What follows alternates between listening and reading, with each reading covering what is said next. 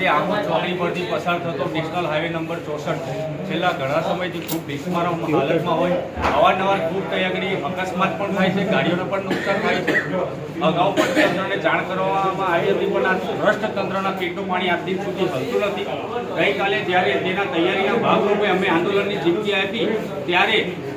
જ્યારે આજે અમે આમોદ તાલુકા કોંગ્રેસ સમિતિને સૌ આગેવાનોને કાર્યકરો ભેગા થઈને જ્યારે ચક્કાજામ કરવામાં તૈયાર થયા, જ્યારે પોલીસ દ્વારા અમને ડિટેન કરવામાં અહીંયા આવ્યા છે, ત્યારે અમે ખરેખર આ તંત્રને પણ કહેવા માંગીએ છીએ કે અહીંની હાલત તમે આવીને જુઓ શું પરિસ્થિતિ છે। અહીંયા કોઈ તટસ્થપણે કોઈ કામગીરી સમારકામની પણ કરવામાં આવતી નથી, જેના કારણે આજ રોજ આમોદ તાલુકા કોંગ્રેસ સમિતિ પ્રમુખ નરેન્દ્રભાઈ પટેલ તેમજ હું જાતે યુવા કોંગ્રેસ પ્રમુખ કેતન મકવાણા જ્યાં સુધી કમ્પ્લીટલી એનું સમારકામની બાહેધરી નહીં આપવામાં આવે ત્યાં સુધી અન્ન અને જળનો અમે ત્યાગ કરીએ છીએ। તેમજ હું અહીંયા સ્થાનિક ધારાસભ્યને પણ કહેવા માંગુ છું કે ધારાસભ્યશ્રી, તમે પણ અહીંયા આમોદ તાલુકાના છો, અવારનવાર અહીંયાથી હાજર થાવ છો, છેલ્લા કેટલા સમયથી આમોદ ગામની આ પરિસ્થિતિ તમે જાણો છો,